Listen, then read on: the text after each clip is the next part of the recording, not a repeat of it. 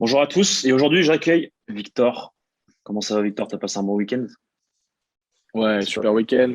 On est parti dans le sud pour voir la finale de Champions League entre amis, bien ensoleillé. J'ai pris deux, trois coups de soleil, donc ouais, de bonne humeur. C'est le nez, non? Ouais, exactement. Exactement. Bon, aujourd'hui on va parler de Karim Benzema. Karim Benzema n'a pas marqué de buts en finale de Ligue des Champions, bon, un but hors jeu, refusé par le VAR. Il y a hors jeu pour toi ou pas? Non. Non, Non? non, parce qu'ils remettent, c'est les joueurs de Liverpool qui remettent la balle en jeu. Pour moi, après, Ouais, mais il y a la Valverde, règle. Valverde fait pas action de jeu, même s'il touche pas le ballon. Non, parce qu'il touche pas le ballon. Ouais, mais Il y il fait va. action de jeu dans le pressing. Ouais, mais c'est pas grave. De toute façon, en plus, si tu regardes toute la globalité de l'action, c'est un enchaînement de boulettes de la part de Oui, Liverpool. Donc au complètement. bout d'un moment, après, le problème, c'est que c'est à cause de la vidéo qu'on débat de ça, parce que l'arbitre assistant lève le drapeau à la base, il y a hors-jeu, puis on voit que c'est une situation litigieuse, bon, bah, il a pris une décision, on passe à autre chose. Mais là, Mhm. vu qu'il y a la VAR, on regarde tout, et on regarde chaque détail. Et pour moi, si on regarde chaque détail, tu siffles pas hors-jeu. Ça, c'est un autre débat sur l'utilité ou pas de la VAR. Moi, je suis totalement contre, mais encore une fois, on le voit que des fois, ça complique plus la situation en fait qu'autre chose. Ouais. Bon, là, on va parler donc de sa saison, l'homme de la saison côté Real Madrid. Tu es d'accord avec moi, je suppose. Ouais. Bon, Karim Benzema, on le connaît dans le jeu. Hein, c'est un garçon qui fait le jeu, qui marque des buts, qui est leader, qui est capitaine. Il y a des buts importants aussi cette année avec, je pense forcément au triplé face au Paris Saint-Germain, au triplé à Stamford Bridge, à son doublé Sapanenka à l'Etihad, mais il y a aussi en Liga avec des buts à Mestalia. Il y a un autre but à Saint-Mamès, si je me trompe pas, au mois de décembre. Enfin, et puis il y en a plein d'autres, forcément. Et contre l'Atlético Madrid au Bernabéu aussi, il Ouais. marque un but. Enfin voilà, donc Karim Benzema, un crack dans le jeu. Qu'est-ce que tu as à dire sur ça, déjà pour commencer? Dans le jeu, bon, alors si on fait une rétrospective un peu de sa saison, moi je vais commencer par un petit mea culpa aussi. Moi, j'aurais jamais pensé que Karim Benzema était un joueur capable de faire gagner une Ligue des Champions, capable de faire gagner une Liga lui tout seul, entre guillemets. Je pensais que c'était un super lieutenant, un des meilleurs peut-être lieutenants de l'histoire, si on peut dire, voilà, en soutien de Cristiano Ronaldo ou en soutien d'autres joueurs. Mais en fait, non. Il a les épaules pour assumer une saison extraordinaire, digne des plus grands joueurs peut-être de l'histoire. C'est une saison complète dans son ensemble, de par les statistiques, de par le palmarès collectif, de par le leadership sur le terrain, par la mentalité, ce qui dégage, la classe, l'aura et tout ce que ça englobe. Donc, tu l'as très bien dit, il y a des buts importants, il y a des statistiques. Euh, mais moi, ce que je vais retenir dans le jeu, c'est la créativité qu'il apporte. C'est ce supplément d'âme permanent. En fait, cette année, on a eu vraiment l'impression qu'il était dans une relation très solide avec le ballon, quoi. Impossible de perdre la balle. Chaque prise de balle est bonne, chaque prise de décision est bonne. On en vient à des moments à se plaindre de mauvais matchs, mais c'est des matchs, c'est des bons matchs normalement. Mais là, Karim Benzema nous a habitués à de tels standards. Moi, j'avais plus vu en tout cas un joueur autant dominé depuis Cristiano, depuis Lionel Messi. Il y a eu Lewandowski il y a 2 ans, on avait un peu la même sensation, mais devant le but, là, Benzema, Mm, on a une sensation que depuis 2 ans, il peut tout faire sur un terrain. Il peut tout mm. faire. Et puis en plus de ça, il est devenu un finisseur incroyable. Alors, faut pas oublier que c'est un finisseur incroyable depuis 15 ans, Oui. quand même, Benzema. Ça fait 15 ans que c'est un finisseur incroyable. Juste, il avait un monstre à côté de lui qui lui prenait 60 buts par saison. Donc, forcément, ça se fait ressentir. Même s'il a eu des passages un peu à vide au Real au niveau de la finition. On se souvient de Mourinho. Je vais à la gare avec un chat. Voilà, il le titille un peu sur ça. Mais en tout cas, non, c'est une saison complète sur tous les points de vue et surtout au niveau même du leadership. J'aurais jamais cru qu'il aurait pu amener une équipe à un tel niveau, quasiment à lui tout seul, tant par le leadership que par les performances individuelles sur le terrain. C'est pas la guerre hein, qui l'allait Mourinho, c'était à la chasse. Et il préférait prendre Ouais, un chien, à la entre chasse. guillemets, Higuaín, Ah, que un chat. Mais le chat s'est transformé en tigre, visiblement. Mais il y a aussi ce calme et cette tranquillité qu'il transmet à ses coéquipiers. Et ça s'est vu euh, par les performances de Vinicius Junior cette saison aussi. Vinicius Junior était ouais, ultra important. Donc en fait, moi, c'est ça, c'est voilà, comme tu dis, c'est un leader, c'est un leader aussi. Donc gros leadership. Euh, il transmet voilà ce calme, cette assurance à ses coéquipiers. Rodrigo qui rentre, il peut marquer ce but. Enfin, on a l'impression que voilà, c'est un papa de vestiaire. Tu vois ce ouais. que je veux dire? Le mentor. Et C'est le mentor de ouais, voilà, Vinicius cette exactement. saison. C'est C'est exactement. vrai que Et de tous les jeunes, en fait, même de Kamavinga, etc., etc., tu vois. mais on l'avait déjà évoqué, toi et moi. Peut-être un des trucs les plus fous qu'il ait fait cette saison, c'est d'avoir rendu Vinicius Junior exceptionnel. Parce que moi, j'étais le premier à tomber un peu sur Vinicius, même si on sentait que ce mec-là était spécial. On savait. On est tous tombés sur Vinicius Voilà. Junior. On est tous tombés Mais, sur mais là, Vinicius Junior. Benzema a créé, en fait, a donné une éthique de travail, une éthique. Enfin, je pense que Vinicius c'est quand même un grand professionnel, mais en tout cas, a amené sa Non, patte à Vinicius Junior et ça s'est ressenti sur toute la saison. Et ça, c'est un des plus grands exploits, pardon, de Karim Benzema cette saison, parce que il marque le présent du Real, mais à mon avis, dans les années à venir, là où Benzema, bah, malheureusement, il n'est pas éternel, mais Vinicius va continuer à faire vivre cette flamme c'est Benzema, en ça. fait. Et ça c'est très, C'est très ça. fort. Comme C'est ça. Cristiano a fait un peu avec Benzema, comme voilà, d'autres. On peut faire comme Raoul, quand Benzema est arrivé, Raoul l'a un peu pris sous son aile. Enfin, la passation de pouvoir est très belle, très symbolique.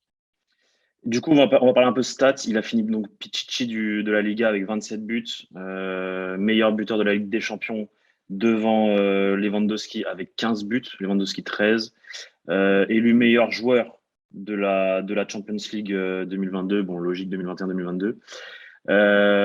Il est aussi devenu le deuxième meilleur buteur de l'histoire du Real Madrid. Raoul avait 323 buts, il a égalé ce nombre de buts. Est-ce que pour toi, L'année du des coup, records. l'année des records totalement, il avait déjà commencé l'année dernière. Est-ce que pour toi, avec je sais pas si tu te rappelles le record de Raoul en Ligue des Champions, il l'avait égalé l'an passé face à Chelsea au match aller. Ouais. Ouais, Donc il en avait déjà mettant son commencé but. l'année Ouais. dernière et là il a continué cette année. Donc est-ce que pour toi, clairement, le nom de Karim Benzema s'inscrit dans l'histoire du Real Madrid et il reste dans la légende, quoi, malgré tout.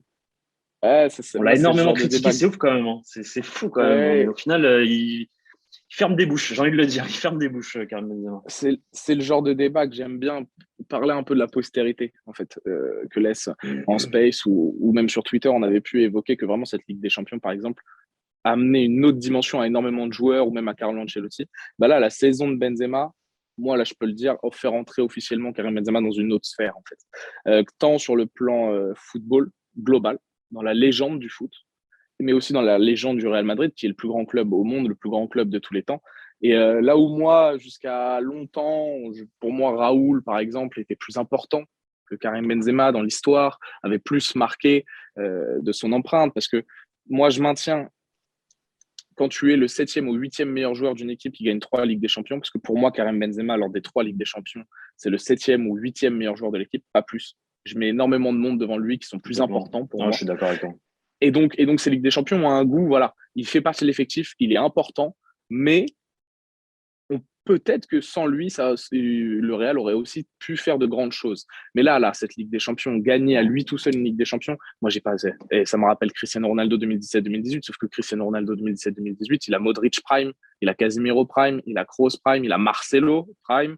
Il a Autant vous dire Benzema. que ça déjà. Il a Benzema à côté de lui. Là, Benzema, il a vraiment un supporting cast, comme on peut dire en anglais. Enfin, il est entouré. Il est entouré par des joueurs vraiment beaucoup plus moins forts, intrinsèquement légèrement moins forts, un groupe vieillissant et il va quand même la chercher au mental. Il a insufflé à son équipe. Donc, c'est une légende du Real. Je pense que maintenant, c'est acté. Il a gagné une Ligue des Champions à lui tout seul. Donc, à partir de ce moment-là, ils ne sont pas 20 000 à l'avoir fait. Et encore, quand je dis à lui tout seul, hein, oui, Thibaut Courtois est exceptionnel. On pourra en reparler des années, parce qu'il fait gagner un match. Il fait gagner le match le plus important de la saison à lui tout seul. On en fera une vidéo On en fera sur une Courtois, vidéo, je pense, sûr. parce C'est que sûr. je me suis exprimé, Et sur Carlo sur Ancelotti Twitter, aussi. mais On sur fera une vidéo Carlo aussi, ouais. sur Courtois, sur Carlo Ancelotti et sur d'autres. Et sur Luka Modric aussi. Mais oui, oui, vas-y, oui, fini. légende. Non, mais oui, légende du Real. Maintenant, c'est bon, c'est tamponné. Et après, on pourra peut-être en discuter, mais à voir où il se place dans la hiérarchie des grands attaquants ou des grands joueurs, même du 21e siècle ou plus loin. Moi, j'ai un avis assez tranché là-dessus. Mais en tout cas, du Real, je pense que là, oui, c'est bon, il a marqué sa trace. Et on peut dire qu'il a un aura, et ça se voit quand tu es au stade. Hein, tu l'as vu à Manchester, ce qu'il Encore, c'était pas un dégage. bon jour Mais non, au mais attends, début. c'était pas un bon jour. Et le mec, le but qu'il te met, le premier là, sur le centre de Ferland Mendy, déjà, ça faut la récupérer, la balle. Et Mais après, il il n'y n'y a a pas jamais d'écart. but. Il n'y a jamais Non, but, mais normalement. tu vois ce que je veux dire, c'est que normalement, il n'y a jamais but. Sauf que là, ce soir-là, il y a but, tu vois. Donc, non, il dégage quelque chose. Et ouais, clairement, il s'inscrit dans la légende. Mais voilà, moi, j'ai une question. Est-ce que pour toi, il s'inscrit dans l'histoire ou il a marqué l'histoire? Là, je pense qu'avec cette campagne de LDC, il a fait les deux à la fois. Tu sais qu'avec cette campagne de Ligue des Champions, il a fait les deux à la fois parce qu'il a marqué l'histoire. Est-ce qu'on peut marquer l'histoire au Real Madrid? Bah oui, mais non, mais Bah c'est. oui. Alors, ça, c'est un débat, écoutez-moi bien. Moi, tous les médias français m'ont rendu Moi, fou c'est ça que je veux. Moi, c'est ça la question. Alors, est-ce qu'il s'inscrit dans l'histoire du Real Madrid ou est-ce qu'il marque l'histoire grâce au Real Il marque Madrid l'histoire. et par ce qu'il a fait?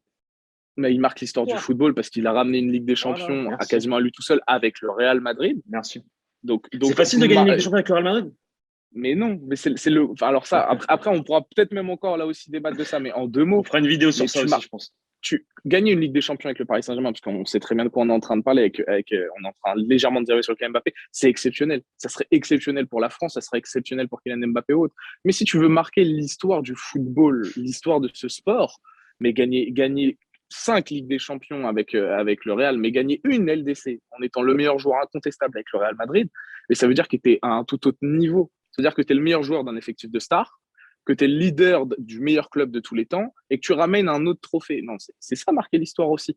C'est pas rester dans ton club formateur. Il y a plein de belles histoires, hein, mais Francesco Totti est un immense joueur. Il est resté à la Roma toute sa carrière. Bon, après, c'est pas les mêmes moyens que le Paris Saint-Germain et pas les mêmes ambitions. Mais bah oui, c'est romantique. En Italie, c'est bien, mais comment le juger dans l'histoire? Et il y a plein d'autres joueurs dans le même cas, mais il a inscrit son nom dans l'histoire et il a marqué l'histoire grâce à cette campagne de Ligue des Champions pour moi.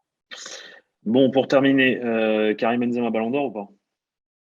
Oui, c'est incontestable. Est-ce qu'il y avait débat avant le match? Est-ce qu'il y avait débat avant le match? Bon, il y a un mec qui pouvait le contester pour moi, c'était Sadio Mané. Et encore, attention, uniquement. Et est-ce que maintenant il y a débat avec Thibaut Courtois? Bah non. Moi, Thibaut Courtois, pour moi, est aussi important que Karim Benzema quasiment cette saison. Ça fait 2 ans, voire 3 ans que j'ai une propagande. Je le dis, c'est le meilleur gardien au monde. Là, c'est ce que j'ai dit sur Twitter juste après le match. C'est la meilleure performance individuelle, tout poste confondu. Pas que gardien, tout poste confondu que j'ai vu, moi, en finale de Ligue des Champions. Faire gagner un match comme ça, à toi tout seul, sur un match final de Ligue des Champions, moi, j'ai jamais vu ça de mon vivant. C'est simple. Ouais, faire une performance aussi complète. Je pense que tu as raison. Parce que là, il a pris 0 but. Hein. Ouais, c'est pas l'équipe a gagné 3-2, il sort un match stratosphérique. Il prend 0 but et pour moi, il y a 2 buts. Hein. Salah, la frappe de Mané en premier mi-temps et la frappe de Salah, c'est 2 buts. Hein, ça. Et l'arrêt sur la ligne de Salah en deuxième mi-temps aussi. Il y a 2 arrêts sur Salah. Il y a l'arrêt où il met la main. Ouais, celui-là, plus facile.